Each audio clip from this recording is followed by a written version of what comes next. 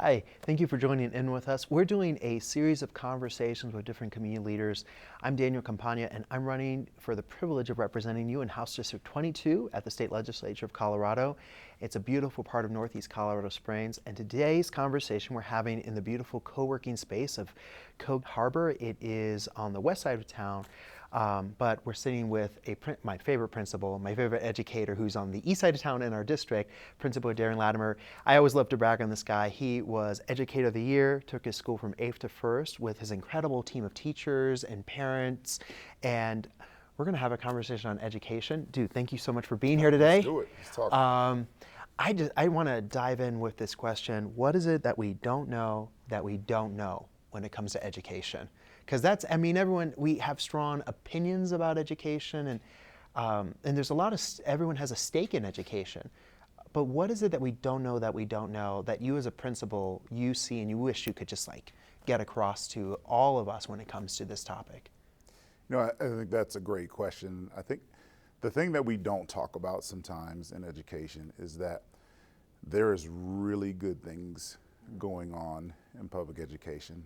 I think in our world, it's easy to talk about the things that we're not doing and the lack of resources and, maybe the things that make headlines. But I see really great things happening with students and teachers every day. I think we have to talk about how there are teachers and schools and administrators that know how to reach kids. Like the blueprint is there, the model is there. Maybe it's just time for us to pay a little bit more attention to what those expert educators are doing every day, because we're reaching kids. I think we know how to do that. It's just time for us to have some different conversations about it. Well, and it leads me, I think, to one of the first questions I ever asked you when I first met you, because you talk about the blueprint that works, and you are a recognized Educator of the Year. Your school has seen incredible growth. What does that blueprint look like? Because I'm hoping these conversations, it's other elected officials that are watching, it's our community.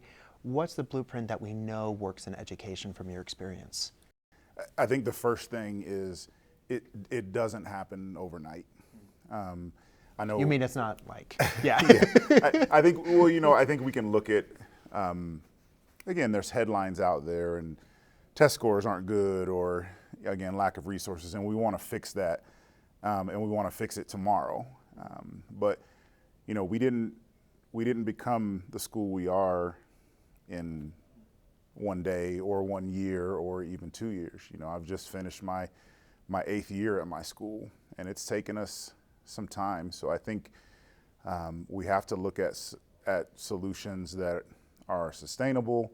They're going to take a little bit of patience, and fortunately, in the situation I am, and my district leadership gave me time to do that, because after year 1 and 2, we weren't the top school. We were struggling. We weren't getting kids to where they needed. So it took some time, and I think that came through,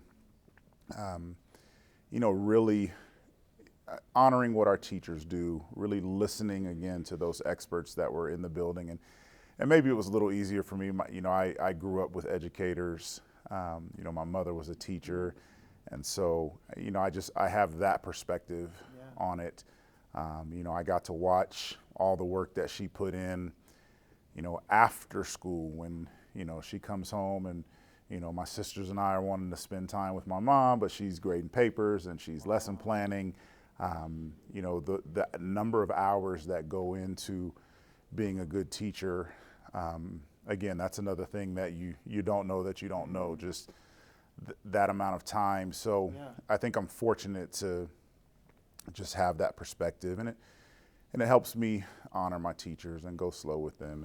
And it hits me that you're a second-generation educator, and you saw the impact of that life on your mom, but you still chose to be an educator. And I'm sure you're not the only educator that is, motivated by something deeper than the salaries that, we talk about teacher pay as an issue. But teacher retention. and this sustainability, because some of that sustainability is connected to us keeping great teachers and hiring great teachers. As a principal, what is it that we need to do to keep great teachers and frankly get more people to become teachers? I think it's easy to talk about compensation. Yes, that helps. But I think we have to realize also that, teaching is a little bit of a calling. And when you're called to do something and it's really in your heart, there are other ways that I think you can honor people and let them know that they're important and that they're doing a good job. So I think it's as simple as, people like me as principals, making sure that we're taking time to tell people that they're doing a good job. And I know that's, again, real simple, but notes in boxes and, giving people opportunities to expand as leaders just at our building level. All the way up to, again, looking at how we can compensate folks. And it's not just always about money. It can deal with teacher housing. It can, deal with childcare, things like that. So I think it's a big conversation that needs to be had because it is a tough job. It's a tough I don't job. think I would do your job. That's and I'm running for state office. I'm like, I'm glad you do what you do. But those are the things that, if I'm hearing you correctly, it's a mix. We need to look at compensation because of cost of living in Colorado, but it's also culture. And there are people who get burnt out from high-paying jobs because the culture's off. Yes. But also we want to make sure that the culture and the compensation, because honestly, the conversation on teachers and like daycare, that I know we've talked about that. There are teachers that they're going to school, but then they're considering, well, how do I afford childcare for my own young children? Mm-hmm. And that conflict of economics. There are some innovative or really important dynamics we need to consider when supporting our teachers. Yeah, it is a decision that I've seen multiple teachers have to make. Do I continue to stay in and do this thing that I love and that I'm called to do, only to have 80% of my paycheck go to childcare to to put my, because childcare is not cheap. No, it is not. Sometimes I feel like I should open a daycare. Maybe we'll be better off. No. Well, and that's the thing. Most people may not know you're also a small business owner. You own a catering company. Yes. And this, the food is good. So if I can make a plug, that is some good food. But there's this dynamic. You are not the only educator I've met who has a second career. And you think, teaching is not a 40-hour-a-week job. No. And then I remember during COVID, I met someone in higher ed, and they literally were at a university system, and then in the evenings, they're working at Target to be able to afford housing in Colorado Springs. That, to me, wow. Yeah, and it's a reality that we have to build into what we do. When I want to maybe keep somebody after school to talk about how we're going to reach kids, we have to consider, who's got to get to their second job and, who needs to go pick up kids from childcare. So it is something that, we just deal with. And, unfortunately, I think in education sometimes we just find ways to work around and deal. And I wish we didn't have to do that all the time. I wish it wasn't a decision that someone had to make. Do I stay and hang out and meet so we can talk about kids, or get to my other job?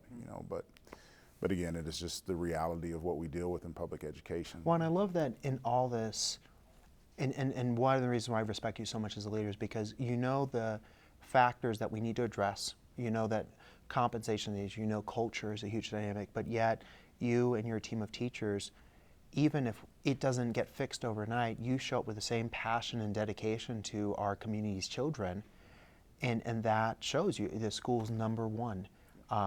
Amazing. I have one more question for you that's been rolling around my mind, and then I'd love for you to ask a question, and that other question I was thinking, parent-teacher relationship, and I've heard you talk about this before, about the power of that. Can you speak to that? Because I think, especially in today's highly politicized, divisive culture, sometimes we see this, parent versus, and I think that we've seen with your school a different model where teachers and parents are coming alongside each other and working together for the benefit of their children. What does that look like for you? What does that mean to you when parents and teachers are coming together? It's crucial. It's crucial. Yes, we're a team of teachers and we're educators, and we see kids, 6-7 hours a day. But those other 18 hours a day, guess where they are? They're at home. They're with their parents. It doesn't make sense for us to think that we can educate a child without the people they spend the most time with. It's crucial. And I think with that, as educators, it's important for us to reach out because we don't know what a parent's relationship with school was from when they were a kid. Yeah. Everybody didn't have the best experience. I find some parents that don't want to come into the school building because of things that happened to them when they were in middle school and high school. And I think it's important that we remember, I tell you what, most educators in our building had a good experience with school. That's why that makes sense. Yeah. That's why we are, they're happy to be back. That's why we do what we do. But we can't think that everyone in our school building had that same experience. Some people had, unfortunately, teachers that belittled them or experience with kids that makes the school building not the place that they want to be. So I think we've made a lot of effort to, understand that, to empathize with that, and make our school an inviting place. And sometimes we have to go outside of that, whether it's catching them and smiling at them when they're dropping kids off, whether it's going and knocking on the door, doing a home visit. We have to make sure that they know that school's a safe place, that we're on the same team. And you just have to say it over and over again because sometimes people don't hear it the first time, and I think we've done a pretty good job of that. Oh yes, yeah, you have. Yeah. I want to let you have the final question. What questions, as an educator, are you most interested in asking of elected officials, future elected officials, anyone running for office? What do you wish that we would need to answer to educators? I do think it comes back to compensation or lifestyle a little bit. I want to know from elected officials, do you have any thoughts, any ideas on how you can make the financial burden on teachers a little bit less? Again, yes, I would love for you to just increase a salary, but I don't think it's as simple as that. Are there other ways that you're thinking about that you can make life easier financially for our teachers? Well, and that's a good question. And you're right. Some of the, because I think if it was a quick fix, someone would have tried it already or done it already. There's a big macro thought that I've been really, it's been on my mind a lot. And then there's a thought that you heard earlier. Let me hit the macro thought first. And I just found this out recently. Who would imagine that, even those running for office or those elected officials do not know everything in every lane about every year out of the state legislature, about 500 bills comes out. And that is a lot of moving pieces. One of the biggest budgetary spends in the state of Colorado is the Department of Corrections. And this is not that we should not absolutely have a system that is safe when it comes to the correctional side of things, but I think we need to have a really inspiring dream that in the next 10 to 20 years, we aim to reduce prisons and increase schools. And we can help. Right. There's a profound interchange between. Yes, so connected. Right. And so, and again, this is not, let's set all the current prisoners free. Absolutely not. But this is that, as a society, I would like to say that the budget we spend, I think, because, the hesitation on any type of increase of spending for government employees is, well, where's it going to come from? So we don't want to increase taxes. So somewhere we need to take a fresh look at budget, really be financially responsible, but have that planning to say, you know what, as a society, do we want our money for a large chunk of it to go to prisons instead of going to schools? And that is a conversation that we start going, okay, without adding extra taxes, is there a way to do that? We've had a conversation with a parent, actually, one of these other conversations. They said, hey, vote for every mill levy that benefits the school system. Like, so there is things that directly can impact. But I think that type of philosophy of, where's money currently going in the budget, and how do we say, can we get that to the community heroes that honestly will make a 10 to 20-year difference, not just for a school system, for families. And on the micro level, housing and childcare, I really do think that we need to explore what pilot programs look like for early childhood education that teachers have access to for free. Something that can alleviate the burden of cost of living, because we know that across the board, everyone right now is experiencing inflation, they're experiencing the cost of groceries going up, and housing is expensive here in Colorado Springs, daycare is expensive in Colorado Springs. So these are things that, again, there's no quick fixes, but the importance is to bring people into the room and start going, okay, what is the law that we can write together? Because frankly, and I really mean this to everyone listening and to you, is I would rather write law with you, who is on the front lines of what you do, than ever have a lobbyist show up and go, oh, this is what you should do. And instead we go, let's actually start with parents and educators. You guys know what's best for your children, and you know what's best for your students, and start there. And I think this, to go back to your macro, point. I mean, third grade test scores. Oh, I remember hearing this. Yeah. Third grade test scores.